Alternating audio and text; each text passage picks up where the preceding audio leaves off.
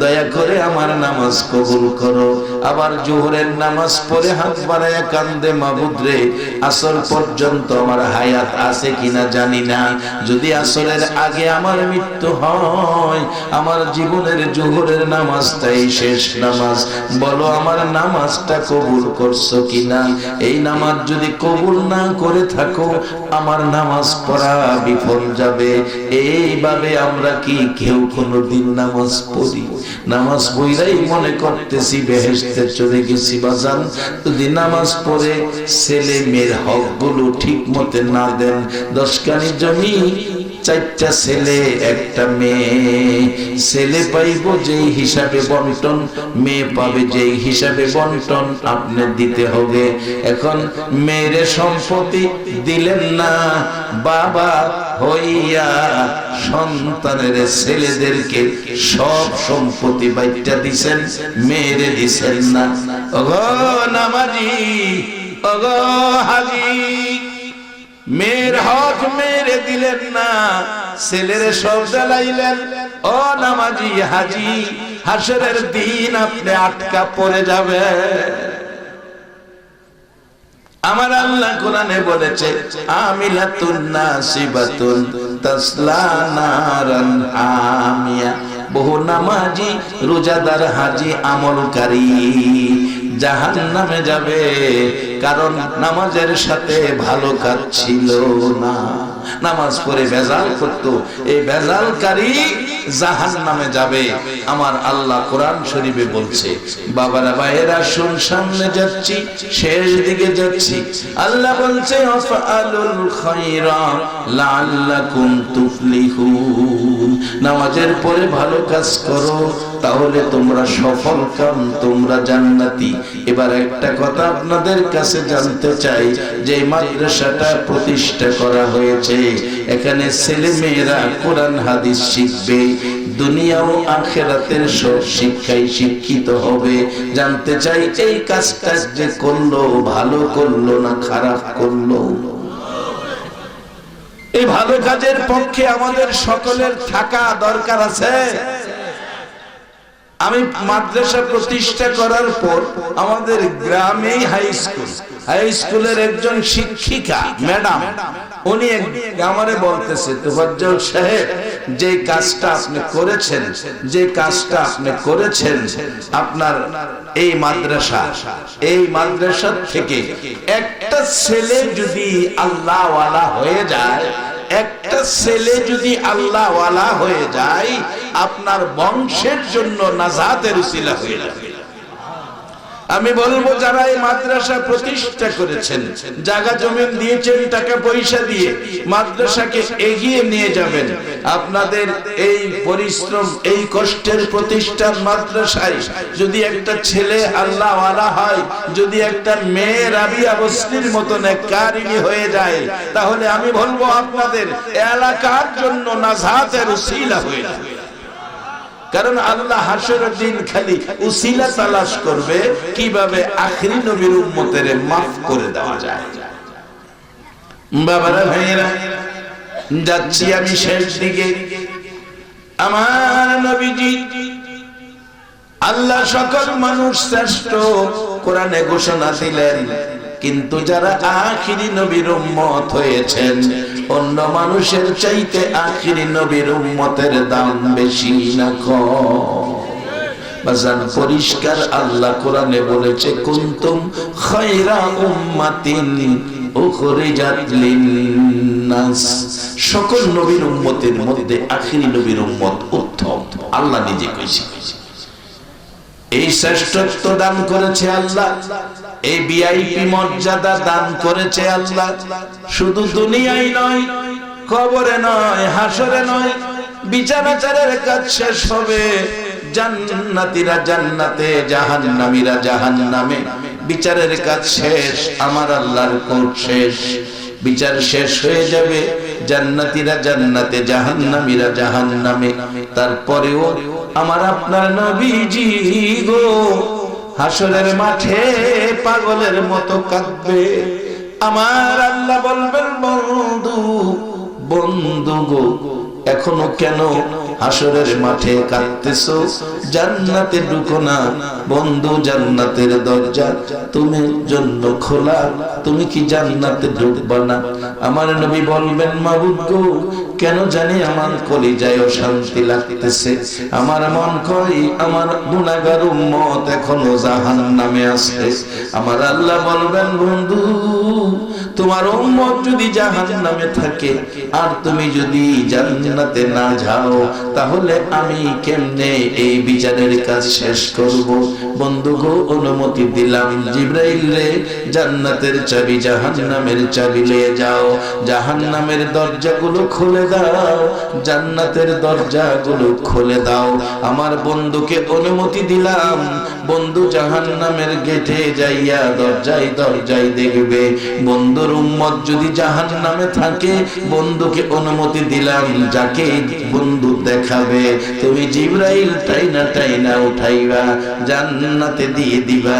আমার নবীজি জাহান্নামের দরজায় যারাইয়া দেখবে, নবীজির পাগল উম্মত এখনো জাহান্নামে রয়ে গেছে, ওই উম্মত গুলো দাঁড়িয়ে আছে, চারিদিক দিয়ে আগুন দাও দাও করতেছে। আমার নবী বলবেন জিবরাইল রে, আমার উম্মত জাহান্নামে দাঁড়িয়ে আছে, আগুন চারিদিকে দাও দাও করে জ্বলছে, চেহারার উপর আক্রমণ করছে না, চেহারা আগুনের তাপে কালো হয়ে গেছে। জিবরাইল বলবে হুজুর, আগুন আপনার উম্মতের গায়ে ধরবে না, কারণ আপনার উম্মত হইল ভিআইপি। আল্লাহ এদেরকে ভিআইপি বানাইছে, দুনিয়াতেই বলছে কুনতুম খায়রা উম্মাত। প্রশ্ন করবে জিবরাইল জাহান্নামের আগুনকে, আরে আগুন তাদের গায়ে ধরলে না কেন? আগুন জবাব দিবে জিবরাইল রে, আমরা ধরার জন্য তার কাছে যাইয়া ধরতে যখন ইচ্ছে করি, তাকাইয়া দেখি তার কপালের মধ্যে লেখা লা ইলাহা ইল্লাল্লাহু মুহাম্মাদুর রাসূলুল্লাহ। সেই নবীর নাম আর কালিমা শরীফ আমার আল্লাহর নাম লেখা দেখে আমরা তার গায়ে আক্রমণ করতে, তার গায়ে গ্রাস করতে, তার গায়ে ধরতে আমরা সাহস পাই না। এই নবীর উম্মত জাহান্নামে গেলেও ভিআইপি মর্যাদায় থাকবে। এবার আল্লাহ বলবেন বন্ধু, অনুমতি দিলাম, তোমার উম্মত গুলো নিয়ে সবগুলো উম্মত উঠাবে, আমার নবী গাল বেয়ে বেয়ে চোখের পানি ছেড়ে দিবে। আমার উম্মতের চেহারা কালো হয়ে গেছে, এইভাবে জান্নাতে দিলে আমার কাছে শান্তি লাগবে না। আমার আল্লাহ বলবেন জিবরাইল, আমার বন্ধুর উম্মত গুলোকে জান্নাতের পানি দিয়ে গোসল দাও। গোসল দেওয়ার সাথে সাথে বুড়া মানুষ জওয়ান হবে, কালো মানুষ সুন্দর হবে, সুন্দর বানাইয়া আমার আল্লাহ জান্নাতে ঢুকাইয়া দিবে। সুবহানাল্লাহ।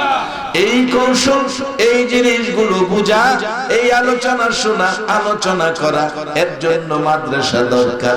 এখানে মানুষ কোরআন হাদিস শিখবে, দুনিয়া আখিরাতের সব রাস্তাগুলো চিনবে, সব রাস্তাগুলো বুঝবে।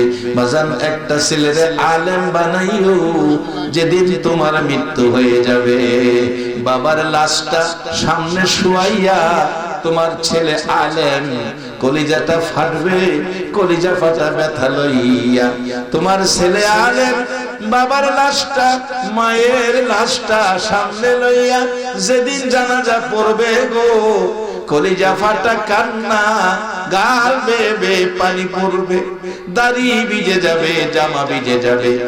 আর জানাজার শেষে দুইটা হাত বাড়াইয়া ডাকবে রব্বির হামহুমা কামা রব্বায়ানি সগীরা। সাফল্য জীবন গো তার, একটা ছেলে মাওলানা যায়, একটা ছেলে মাওলানা বানাইও, মার জানাজা বাবার জানাজা পড়বে, চোখ ভর্তি পানি লইয়া দোয়া করবে। আমার নবী বলেছে উম্মতেরা রে, একটা ফোঁটা পানি বাবার লাশের সামনে দাঁড়ায়া একটা ফোঁটা পানি চোখ থেকে বের করে দিবে, আমার আল্লাহ তোমার বাবা আর কবরের আযাব মাফ করে দিবে। তাই মাদ্রাসায় একটা ছেলে দিবেন, ছেলে নাই মেয়ে দিবেন, ছেলেও নাই মেয়েও নাই, এই মাদ্রাসার একটা ছেলে বাড়িতে নিয়ে খাওয়াবেন। এই খাওয়ানোর কারণেও হাসরের মাঠে আমার আল্লাহ আপনাকে জান্নাত দান করে দিবে। মাদ্রাসা নবীজির ঘর, নবীর ঘর মাদ্রাসা, এর পক্ষে থাকা মানে নবীর পক্ষে থাকা। মাদ্রাসাকে ভালোবাসা মানে নবীকে ভালোবাসা। আর মাদ্রাসা যদি না থাকে তাহলে মসজিদ অচল হয়ে যাবে।